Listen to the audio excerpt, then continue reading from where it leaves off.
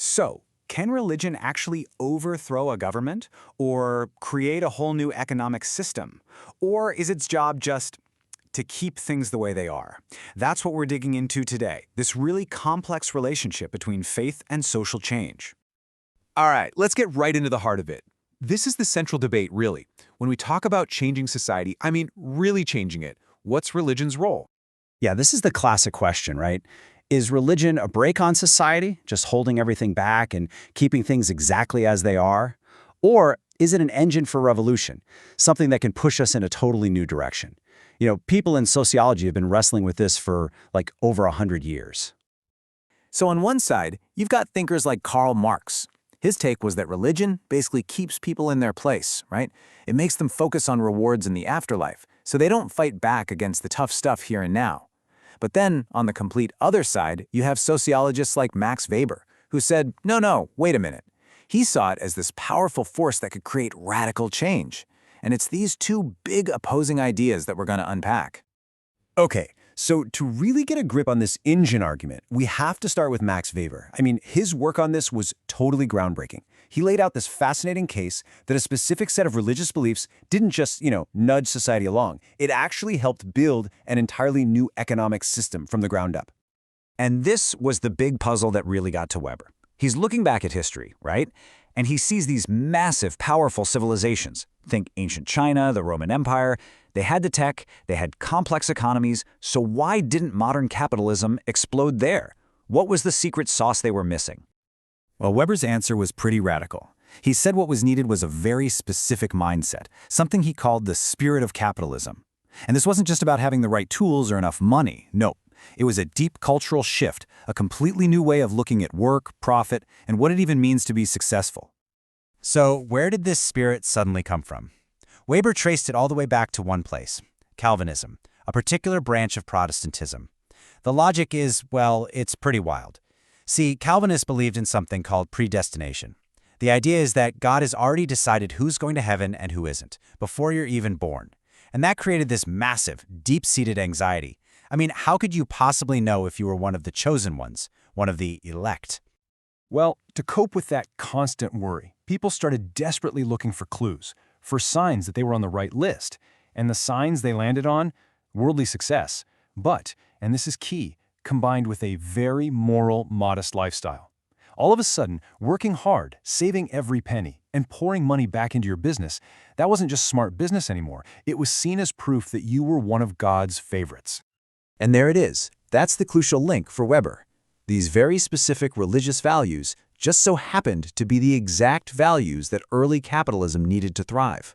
A set of beliefs about God directly sparked a massive economic revolution. In this story, religion was absolutely the engine.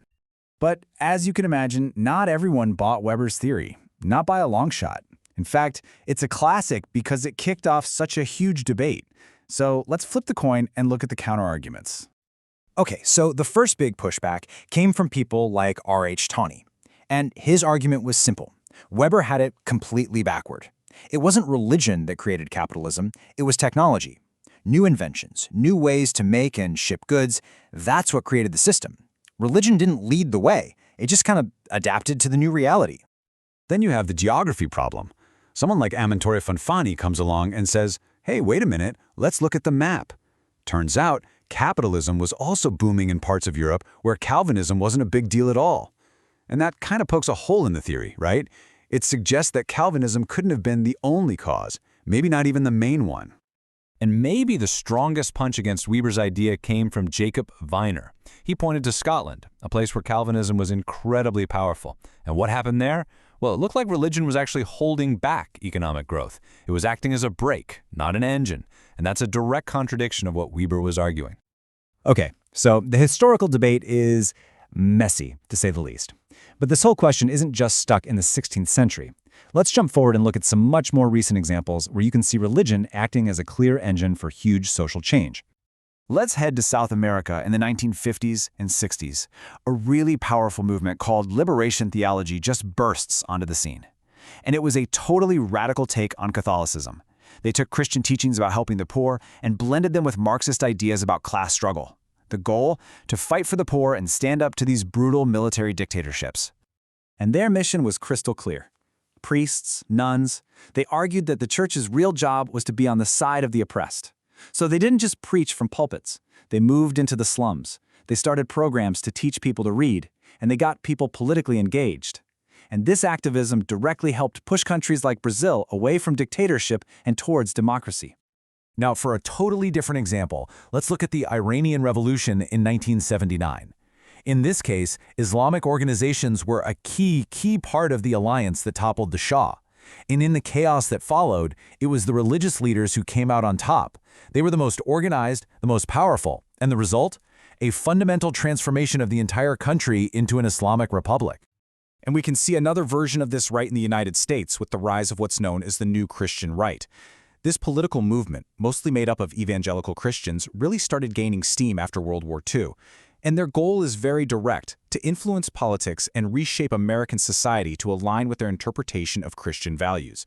We're talking about everything from what kids learn in school all the way to who sits in the White House. And you really can't deny the influence of this movement.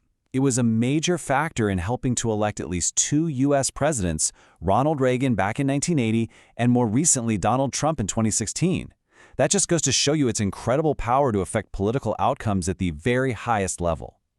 So, okay, we've looked at Weber's big theory, we've looked at the arguments against it, and we've seen these powerful modern examples. So, where does that leave us?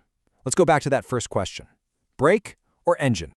Well, the clearest takeaway is that you just can't slap one label on religion. It's not automatically a force for keeping things the same, and it's not automatically a force for revolution. It can be either, or both. The reality, as it so often is way more complicated. The impact religion has, well, it really depends. It depends on the time and place, it depends on which specific ideas are being highlighted, and maybe most importantly, it depends on how people themselves choose to understand and act on their faith. So at the end of the day, the real takeaway is this. From the very beginnings of capitalism to the revolutions of our own lifetime, the power of belief to shape the world is, well, it's undeniable. And that leaves us with a huge question, doesn't it? If faith can help build economies and topple governments, where is it going to drive change next?